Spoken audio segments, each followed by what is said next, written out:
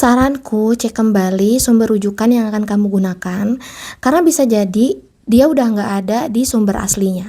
Aku lagi bikin sebuah artikel ilmiah tentang dakwah digital ya, aktivisme masyarakat Indonesia, terutama remaja, dalam mengikuti kajian-kajian secara online atau mencari informasi kajian yang disebarkan secara online.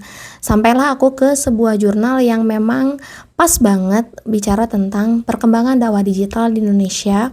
Naskahnya itu ada di sebuah jurnal ilmiah di Indonesia, Q1. Dengan penuh harapan akhirnya kan aku cari tuh ya naskah itu di jurnal aslinya. Terus ternyata setelah masuk ke jurnal aslinya, nggak ada, naskah tersebut tuh nggak ada.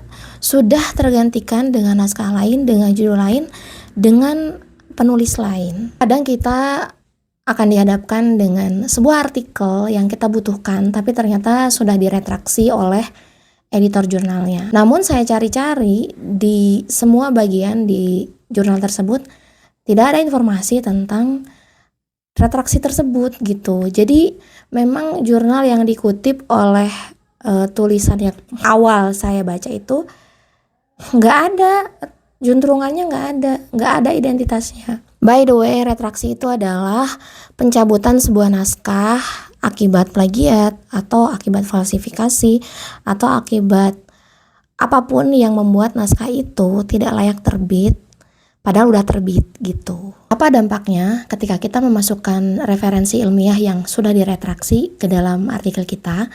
Kita akan dikategorisasi sebagai orang yang melakukan fabrikasi, yaitu menggunakan sumber rujukan yang dianggap palsu untuk kepentingan publikasi kita sendiri.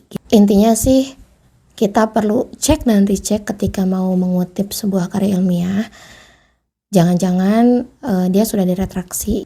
Meskipun karya ilmiah itu udah ada di Q1 sekalipun, ternyata kejadian ini bisa terjadi. Begitu ya. Apabila kamu punya cerita lain, silakan komen di bawah ya.